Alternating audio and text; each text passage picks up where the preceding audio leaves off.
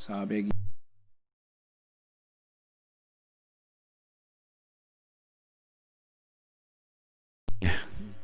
이 찬송 같이 읽겠습니다. 이날에 이스라엘 백성들이 피곤하였으니 이는 사울이 백성에게 맹세시켜 경계하여 이르기를 저녁 곧 내가 내 원수에게 보복하는 때까지 아무 음식물이든지 먹는 사람은 저주를 받을지어다 하였습니다.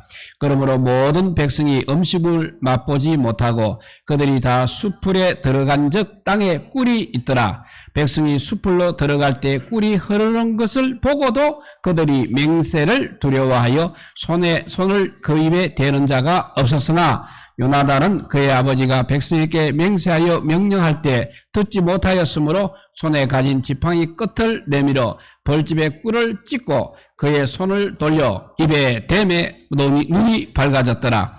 그때 백성 중 한 사람이 말하여 이르되 당신이 부친이 백성에게 맹세하여 엄히 말씀하시기를 오늘 음식물을 먹는 사람은 저주를 받을지어다 하셨나이다. 그러므로 백성이 피곤하였나이다 하니 요나단이 이르되 내 아버지께서 이 땅을 곤란하게 하셨도다. 보라 내가 이 꿀 조금을 맛보고도 내 눈이 이렇게 밝아졌거늘 하물며 백성이 오늘 그 대적에게서 탈취하여 얻은 것을 임의로 먹었더라면 브레셋 사람을 살육함이 더욱 많지 아니하였겠느냐. 그날의 백성이 믹마스에서부터 아야론까지에 이르기까지 브레셋 사람들을 쳤으므로 그들이 심히 피곤한지라. 백성이 이에 탈취한 물건에 달려가서 양과 소와 송아지들을 끌어다가 그것을 땅에서 잡아 피채 먹었더니 무리가 사울에게 전하여 이르되 보소서 백성이 고기를 피채 먹어 여호와께 범죄하였나이다. 사울이 이르되 너희가 믿음 없이 행하였도다. 이제 큰 돌을 내게로 굴려오라 하고 또 사울이 이르되 너희는 백성 중에 흩어져 다니며 그들에게 이르기를 사람은 각기 소와 양을 이리로 끌어다가 여기서 잡아먹되 피채로 먹어 여호와께 범죄하지 말라 하라 하며 그 밤에 모든 백성이 각각 자기의 소를 끌어다가 거기서 잡으니라. 사울이 여호와를 위하여 제단을 쌓았으니 이는 그가 여호와를 위하여 처음 쌓은 제단이었더라. 아멘. 예. 전쟁 중에 맹세를 잘못해가지고 거꾸로 애를 많이 먹는 모습입니다. 영화 도마 안중근이라는 안중근 의사에 대한 영화를 보면 단지 손가락을 끊는 동맹이라는 것이 나옵니다. 단지 동맹이라는 것이 나오고 있습니다. 그 당시 우리나라를 강제 점령한 일본 제국주의를 몰아내기 위해서 이제 목숨을 내놓은 사람들이 함께 뜻을 모아서 만든 단체입니다. 이 단체는 전부 손가락을 절단하였습니다. 그래서 조국에 대한 사랑과 애국심을 그렇게 표현했던 것입니다. 그런데 그렇게까지 해야만 하는가 하는 의문이 들기는 합니다. 그렇지만 그만큼은 그 마음만큼은 우리가 이해할 수 있습니다. 조국의 독립을 위해서 손가락이 아니라 그보다 더한 것도 바칠 각오가 되어 있는 그런 결의에 찬 모습이라 하지 않을 수 없습니다. 그런데 어떤 경우에는 전혀 의미도 없고 할 필요도 없는데 그땐 맹세를 해서 여러 사람을 힘들게 하는 경우가 있는 것입니다. 오늘 본문 사전이 그렇게 시작을 하고 있습니다. 24절에 보면 이날에 이스라엘 백성들이 피곤하였으니 이는 사울이 백성에게 맹세시켜 경계하여 이르기를 저녁 곧 내가 내 원수에게 보복하는 때까지 아무 음식물이든지 먹는 사람은 저주를 받을지어다 하였습니다. 그러므로 모든 백성이 음식을 맛보지 못하고 했습니다. 여기서 이날은 바로 요나단이 그 병기던 자와 함께 브레셋 군대를 쳐들어가서 싸워 승리한다를 말하고 있습니다. 그런 날에 이스라엘 백성들은 매우 피곤했습니다. 왜냐하면 사울왕 때문이었습니다. 사울이 백성에게 맹세를 시켰습니다. 원수 브레셋 사람들에게 복수하기까지는 아무 음식을 먹으면 저주를 받을지어다 라고 맹세를 시켰던 것입니다. 그러니까 전쟁터에서 잘 먹어야 되는데 거꾸로 일종의 금식 명령을 이렇게 내린 것입니다. 전쟁에서는 잘 먹어도 승리할까 말까 한 판에 금식 명령을 내려버렸습니다. 왜 갑자기 금식 명령을 내렸겠습니까?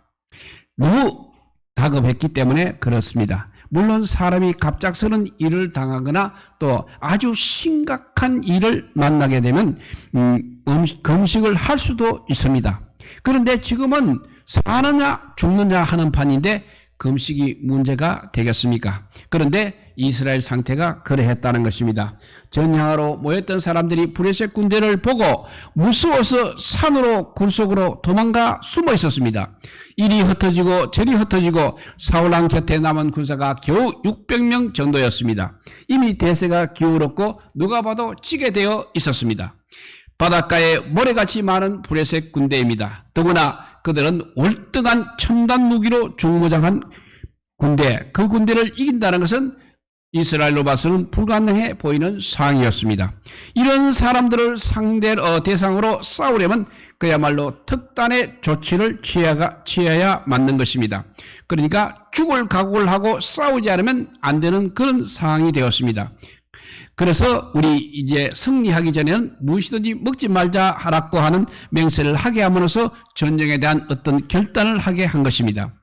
그런데 이 상황에서는 그보다 더한 것도 할 수는 있습니다. 그러므로 금식한다는 것 자체는 우리가 종교적으로 이해할 수는 있는 것입니다. 그런데 본문에서의 문제는 금식 맹세이기보다는 금식 명령을 내린 동기가 문제가 되는 것입니다. 오늘 본문의 흐름을 볼 때 적어도 한 가지 잘못된 동기가 있었던 것 같습니다.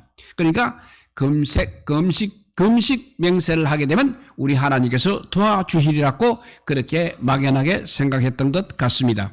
우리가 이렇게 금식하며 죽기를 각오하고 싸우고 있는데 하나님이 어찌 안 도와주시겠느냐, 금식까지 하는데 도와주시겠지 하는 막연한 기대를 했던 것 같습니다.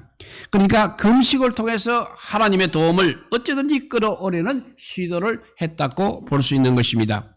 아무리 냉정한 하나님이라도 우리가 이렇게 금식하면서 힘들게 싸우는 것을 보시게 되면 가만히 있지 않을 것이다, 무엇인가 도와주시겠지 하는 그런 마음이 가득 차 있었던 것입니다. 어떻습니까? 이것이 바른 방법입니까? 이렇게 금식하면 과연 우리 하나님께서 도와주시는 것입니까? 이 부분을 보면서 우리가 느끼는 것은 참 안타깝다는 것입니다. 사울과 하나님과의 관계가 잘못되니까 자꾸 다른 것을 통해서 하나님의 도움을 얻어보려고 이렇게 시도하고 있는 것입니다. 오늘날도 이와 비슷하게 신앙생활 하는 분들이 있습니다. 일이 터지면 갑자기 금식을 합니다. 철야도 하고 성기도도 하고 헌물을 또 기증하기도 합니다. 그러면서 하나님이 즉시 도와주기를 바라고 있는 것입니다. 물론 이런 태도가 잘못되었다는 것은 아닙니다. 문제는 하나님하고의 관계가 회복하려고는 하지 않고 금식이라든지 어떤 다른 것들을 통해서 문제만 해결된다는 식의 기도가 잘못되었다는 말입니다. 물론 하나님과의 바른 관계에서 이런 일을 행했다면 얼마나 좋겠습니까? 그런데 문제는 아직 하나님과의 관계가 회복되지 않았다는 것이 문제인 것입니다. 그런데 이런 것들을 통해서 오히려 하나님을 설득해보려고 하고 있다는 것입니다. 이렇게 해서라도 하나님의 마음을 한번 바꾸어 보려고 한 것입니다. 그런데 사실은 우리 하나님께서 금식보다 더 중요하게 여기시는 것이 있습니다. 평소 하나님의 음성을 듣고 하나님께 순종하는 것을 원하고 계십니다. 그러니까 평소에 하나님과의 관계를 바르게 가져라는 것입니다. 이것만 되어 있으면, 하나님과의 바른 관계가 되어 있으면 위기 때도 반드시 우리 하나님께서는 도와주시는 것입니다. 그리고 어디에 있든지 무엇을 하든지 하나님께서 달려와서라도 도와주시는 것입니다. 그래서 사무엘상 15장 22절에 보면 순종이 제사보다 낫고 듣는 것이 수양의 기름보다 나으니라고 했습니다. 이 말씀에서 우리는 하나님께서 원하시는 것 중요한 두 가지를 우리가 알게 됩니다. 그러니까 평소 하나님의 음성을 듣고 하나님께 순종하는 것이 하나입니다. 평소에 이 순종하는 것이 잘 안 되면 우리의 위기 때 하나님도 순종하는 것이 잘 되면 우리의 위기 때 하나님도 절대 외면하지 않으시고 도와주시는 것입니다. 다시 말씀드리면 평소 하나님 앞에 우리 삶이 바르게 하면 위기 때 금식하고 맹세하지 않아도 하나님께서 분명히 도와주신다는 것입니다. 한마디로 예배와 삶이 연결될 삶, 이것을 바로 우리 하나님께서 원하고 계시는 것입니다. 일주일 동안 하나님과는 전혀 상관없이 살다가 갑작스러운 일을 당했다고 금식하고 기도하게 되면 어떻게 하나님께서 들어주시겠습니까? 이때는 먼저 회개부터 반드시 해야 하는 것입니다. 그러니까 사람의 믿음의 태도를 고치는 것이 더 중요하다는 것입니다. 결론적으로 말하면 사울의 금식은 아무 효과도 가져오지 못했습니다. 하나님께서 도와주시지 않았다는 말입니다. 금식을 통해서도 전쟁의 승리는 얻지 못하는 것입니다. 오히려 이런 잘못된 결정 때문에 더 많은 사람들이 하나님 앞에 범죄하게 되었다는 것입니다. 그런데 참 이상한 것은 이스라엘 백성 전체가 금식하며 기도해도 응답하지 않으시던 그 하나님이 반대로 금식도 하지 않은 두 사람을 통해서는 이스라엘을 구원하셨다는 사실입니다. 그것이 바로 두 사람이 앞에 나와 있던 요나단과 그 병기던 자인 것입니다. 이 사람들은 요나단과 병기던 사람은 사울이 명령을 내릴 때 그 자리에 없어서 듣지도 못하고 맹세도 하지 않았습니다. 사울이 명령을 내리기 전에 이들은 이미 적진을 향해 싸우러 나갔기 때문입니다. 그런데 승리는 누구를 통해서 왔습니까? 바로 그 두 사람을 통해서 승리가 왔습니다. 이들은 금식하지도 않았습니다. 맹세하지도 않았습니다. 철학이나 성기도를 한 것도 아닙니다. 그러나 이 두 사람의 믿음으로 적진을 향해 돌격에 들어가자 하나님께서 적극 도와주셨습니다. 전쟁을 할 때도 이 두 사람이 싸우는 것 같았습니다. 그런데 조금 지나다 우리 하나님께서 직접 도와주셨습니다. 왜냐하면 브레셋 군인들이 자기들끼리 서로 칼을 쳐서 죽였다는 것입니다. 그래서 승리할 수 있었던 것입니다. 이상하지 않습니까? 이스라엘 백성 전체가 금식하며 배고픔을 찾아가며 전쟁을 임했을 때는 아무런 도움도 주시지 않던 하나님이십니다. 그저 침묵하셨습니다. 그런데 요나단과 그의 병기된 자는 금식도 하지 않았습니다. 그런데 하나님께서 도와주셨습니다. 왜 그랬습니까? 하나님이 지금 차별하고 계시는 것입니까? 그리고 그렇다고 해서 우리가 금식 무용론을 말씀드리는 것은 절대 아닙니다. 금식보다 더 중요한 것이 있다는 것입니다. 그것이 바로 평소 하나님 앞에서의 삶이 되겠습니다. 요나단은 평소에 하나님과의 관계가 어떻게 되어 있습니까? 사무엘상 14장 앞부분을 읽어보게 되면 요나단이 하나님 앞에 어떤 믿음을 갖고 살았는가를 볼 수 있습니다. 그는 평소에 믿음으로 살아왔습니다. 숫자가 아무리 많아도 하나님이 도와주시지 않으면 아무것도 아니다. 반대로 숫자가 아무리 적어도 하나님이 도와주시면 승리할 수 있다는 그런 믿음으로 살았습니다. 그런데 이런 믿음은 하루아침에 가지게 되는 그런 믿음이 아닙니다. 평소 믿음으로 보는 연습이 되어 있기 때문에 가능한 것입니다. 그러다가 브레셋과 전쟁이 나자 평소 믿음대로 산 그 두 사람이 적진을 향해 돌진한 것입니다. 하나님 앞에서 바른 태도로 살아가니 위기 때 금식하지 않아도 하나님께서 이렇게 도와주신 것입니다. 성경에 나오는 또 다른 예 중에 대표적인 것이 바로 가인과 아벨의 제사라고 할 수 있겠습니다.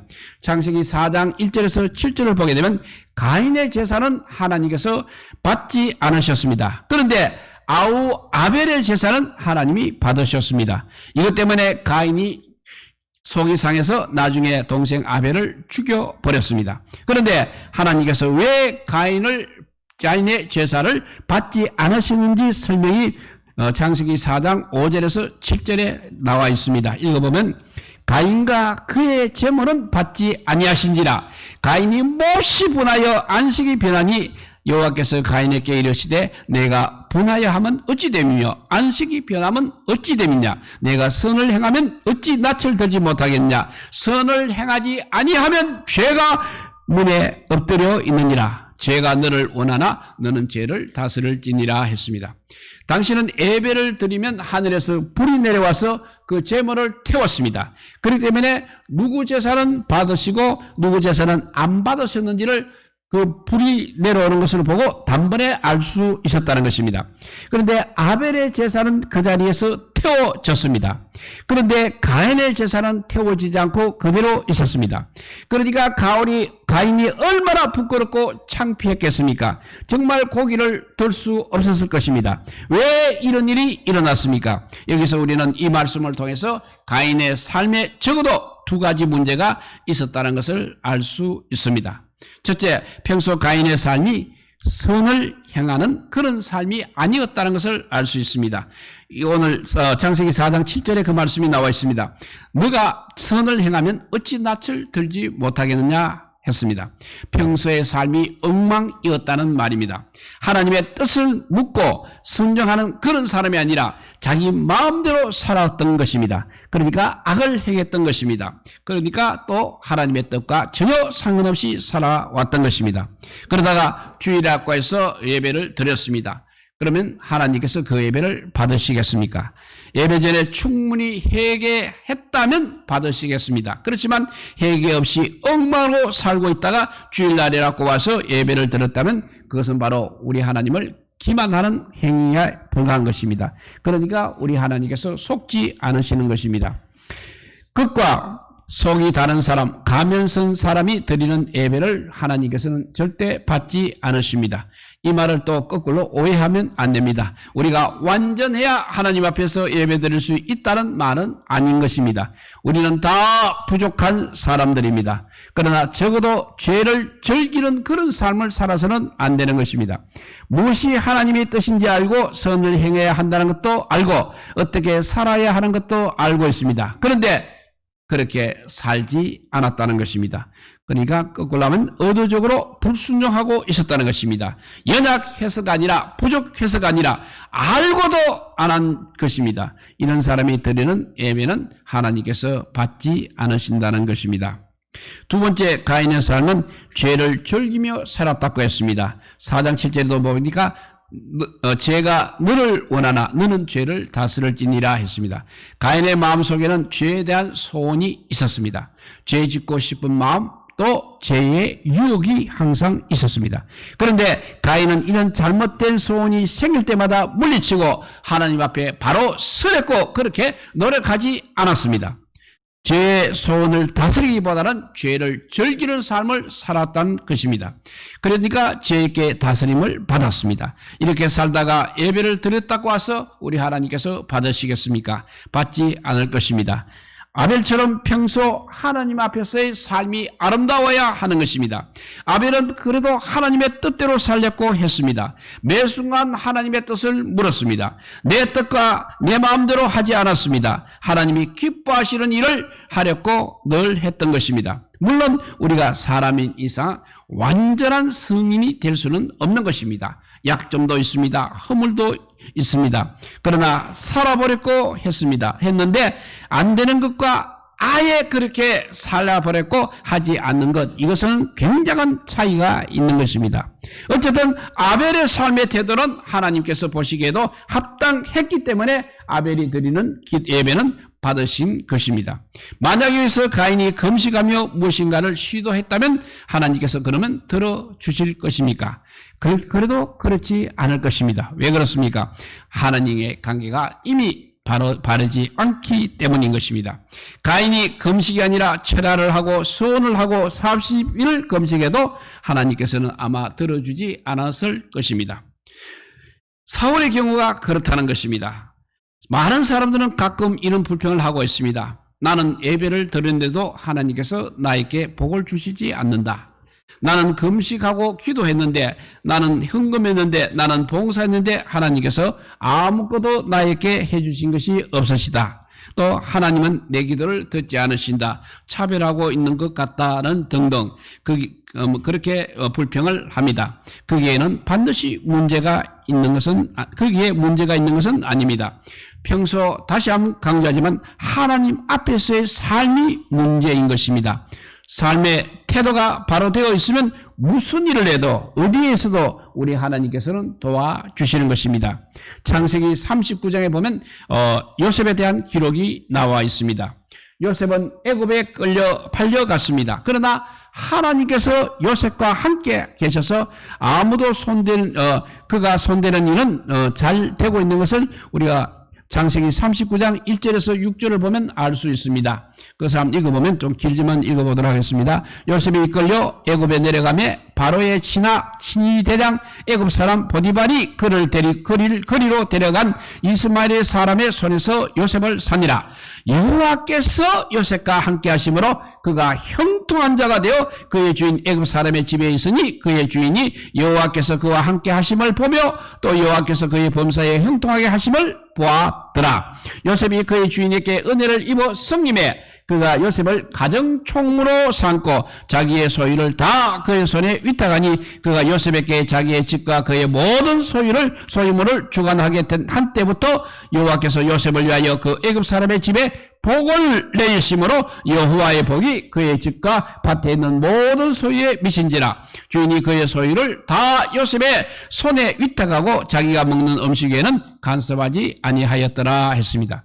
오늘 이 말씀이 이 본문의 말씀에 의하면 비록 요셉이 노예로 팔려갔어도 하나님께서 도우시니 안 되는 일이 없었다는 것입니다. 그러니까 모든 일에 형통했다는 말입니다. 그렇다고 해서 요셉이 40일 동안 금식을 한 것도 아닙니다. 작정 기도를 한 것도 아니고 철학 기도를 한 것도 아닙니다. 그런데도 우리 하나님께서 요셉에게 복을 주셔서 형통한 자가 되었다는 것입니다.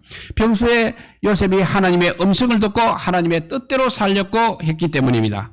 요셉의 평소 신앙을 볼 수 있는 장면이 바로 그 다음 절에 나옵니다. 39장 7절에서 창세기 39장 7절에서 10절에 요셉의 평소 신앙을 볼 수 있는 장면이 나오고 있습니다. 그것도 한번 읽어보도록 하겠습니다. 그 후에 그의 주인의 아내가 요셉에게 눈짓을 하다가 동침하기를 청하니 요셉이 거절하며 자기 주인의 아내에게 이르되 내 주인이 집안의 이 모든 소유를 간섭하지 아니하고 다 내 손에 위탁하였으니 이 집에는 나보다 큰 이가 없으며 주인이 아무것도 나에게 금하지 아니하였어도 금한 것은 당신뿐이니 당신은 그의 아내임이라. 그런즉 내가 어찌 이 큰 악을 행하여 하나님께 죄를 지으리까. 여인이 날마다 요셉에게 청하였으나 요셉이 듣지 아니하여 동심하지 아니할 뿐 아니라 함께 있지도 아니하였더라 했습니다. 요셉이 일을 잘하고 똑똑하고 준수한 예물을 지녔기 때문에 주인 보디발의 아내가 좋아했습니다. 날마다 유혹하고 눈짓을 하면서 별별 수단을 다 써서 자기가 동침하기를 원했습니다. 나중에는 의도적으로 계획까지 꾸민 것 같습니다. 요셉이 일하는 시간에 사람들을 다 내버리고 야한 복장을 하고 왔을 것입니다. 그리고는 유혹을 합니다. 이제 여기에는 당신과 나밖에 없다. 우리가 무슨 짓을 해도 아무도 모른다. 당신과 나만 입 다물면 귀신도 모른다. 이제 즐기다 했습니다. 이에 요셉이 어떻게 말하겠습니까? 특별히 중간에 한 표현을 주목해서 보십시오. 무슨 말을 했냐면 그런즉 내가 어찌 이 큰 악을 행하여 하나님께 죄를 지으리까 했습니다. 누구에게 득죄한다고 말하고 있습니까? 하나님께 범죄한다고 하였습니다. 내가 이 큰 죄악을 범하면 사람은 모를 수 있어도 하나님은 보고 계십니다. 그런데 내가 어떻게 이런 일을 합니까? 하나님 앞에서 절대 그럴 수 없습니다. 사람은 속여도 하나님은 속이지 못합니다. 지금 영이신 하나님께서 이곳에 당신과 내가 하는 모든 것을 다 보고 계십니다. 그래서 나는 할 수 없습니다. 못합니다. 안 됩니다. 라고 했던 것입니다. 물론 이런 대답을 할 때는 이로 인해서 후에 받을 어떤 모든 고난과 핍박을 각오하고 말한 것입니다. 죄의 유혹을 거절하는데도 이렇게 대가를 지불해야 하는 것입니다. 결국 이 거절로 요셉은 누명을 쓰고 감옥에 들어가게 됩니다. 그래도 하나님 앞에는 범죄할 수 있다는 믿음입니다. 이것이 바로 요셉의 신앙이었습니다. 이것은 이렇게 갑자기 되는 것은 절대 아닌 것입니다. 평소에 하나님의 뜻을 묻고 하나님의 뜻대로 살려고 하는 그 연습이 안 된 사람은 이런 말을 도저히 할 수 없는 것입니다. 하나님 앞에 바르지 않는 것을 할 수 없다는 이 태도가 하나님의 마음에 너무나 든 것입니다. 누가 이런 사람을 축복하지 않겠습니까? 그런데 평소에 하나님과 관계가 잘못된 사람일수록 이런 위기를 당하면 종교적 사건을 개혁하고 있습니다. 사건을 통해서 오히려 하나님을 설득하려고 합니다. 사울처럼 말입니다. 하나님 앞에서 바르게 살려고 하는 사람들이 다 바르게 살고 하나님의 도움을 받고자 금식하고 철야하고 작정 기도를 한다면 이보다 더 귀한 일은 없는 것입니다. 금상첨화라 할 수 있겠습니다. 이렇게 안 사는 사람들이 어려운 일이 터지면 어떤 종교적인 어떤 일을 통해서 하나님을 설득해 보려고 하는 것이 문제라는 것입니다. 사울의 잘못된 결정이 바로 많은 사람들을 매우 힘들게 만들었습니다. 전쟁 중에 금식을 명세시킨 것은 상식적으로 봐도 납득이 되지 않는 장면입니다. 전쟁 때는 많이 먹어야 하지 않겠습니까? 그리고 기도는 또 평소에 해야 하는 것입니다. 이런 잘못된 결정으로 어떤 일만 생기겠습니까? 어떤 일이 생기겠습니까? 승리하기는커녕 배고픔과 피곤함만 더해지는 것입니다. 그리고 하나님 앞에 오히려 범죄하게 만들었던 것입니다. 사울의 이 결정으로 인해서 백성들이 먹지 못하자 너무나 흙이졌습니다. 그래서 블레셋 사람들이 놓고 도망간 것을 빼앗아 먹는데 하도 배가 고프니까 동물들을 잡아서 피채 먹었다고 했습니다. 하나님의 백성들의 금한 것을 어긴 것입니다. 하나님의 백성에게 고기를 피채 먹는 것은 절대 금하고 있는 상황입니다. 그런데 너무 배가 고프니 이것저것 가릴 것 없이 그렇게 닥친 대로 먹었다는 것입니다. 이 소식을 들은 사울은 이렇게 말합니다. 오늘 보면 33절에 보면 무리가 사울에게 전하여 이르되 보소서 백성이 고기를 피째 먹어 하나님께 범죄하였나이다 하니 사울이 이르되 너희가 믿음 없이 행하였도다 라고 했습니다. 여기서 믿음 없이 행하였도다 라는 말을 잘 보시기 바랍니다. 이 말은 하나님을 배신하였다는 말입니다. 그러니까 너희가 하나님을 배신하였다. 혹시 갑작스럽게 어려운 일을 당해서 결정해야 할 일이 있을 때 혼자 하기 어렵다면 먼저 깨어있는 사람들에게 조언부터 구해야 하는 것입니다. 그리고 무엇을 결정하기 전에 항상 필요한 것이 바로 회개인 것입니다. 회개와 함께 그리고 또 삶의 태도까지 바꾸어야 하는 것입니다. 그리고 하나님의 음성을 듣고 하나님의 음성을 기다리고 그래서 오히려 하나님을 설득하려 하지 말고 하나님 앞에 겸손히 자신을 낮추는 연습을 해야 우리의 믿음의 복이 내려지는 것입니다. 하나님께서 반드시 그런 사람에게는 도와주실 것입니다. 이 순서를 우리가 잊지 마시기 바랍니다. 회개하시고 삶의 태도를 고치시고 하나님의 음성을 듣고 하나님의 음성을 기다리고 하나님의 음성을 듣고 하나님을 설득하려 하지 말고 하나님께 겸손히 자신을 낮추는 믿음의 사람들이 다 되셔서 하나님께서 어려울 때마다 복을 주시는 우리 모두가 되시기를 주님의 이름으로 축복드립니다. 기도하겠습니다. 사랑의 하나님 감사합니다. 정말 아버지여 일주일의 삶을 우리가 살아갈 때마다 주일날 주님의 전에 와서 예배할 수 있는 몸이 되었는지 늘 살피는 저희들 되게 하여 주시옵소서. 그냥 아버지여 세상 사람대로 아버지여 살다가 허둥지둥 와서 예배드리고 가면 정말 자기에게도 불량하고 하나님께서도 도와주실 수가 없는 것을 우리가 늘 깨닫게 하여 주시옵소서. 그래서 날마다 우리가 하나님 앞에 잘 살았는지 잘못 살았는지 살펴보고 회개해야 될 때는 반드시 회개를 하여서 하나님과의 관계가 원만하게 되게 하고 하나님과의 관계가 늘 정말 하나님께서 복 주시기를 원하는 마음이 되게 하여 주시옵소서. 그래서 아버지 그리하여 우리의 삶의 태도가 바뀌어지고 하나님의 음성을 날마다 들을 수 있는 저희들 되게 하여 주시옵소서. 그래서 하나님께서 언제나 도와주시기를 원하는 그런 믿음의 사람들이 다 되게 하여 주시기를 간절히 빌고 원하올 때 우리 구주 예수 그리스도 이름으로 기도드리옵나이다. 아멘.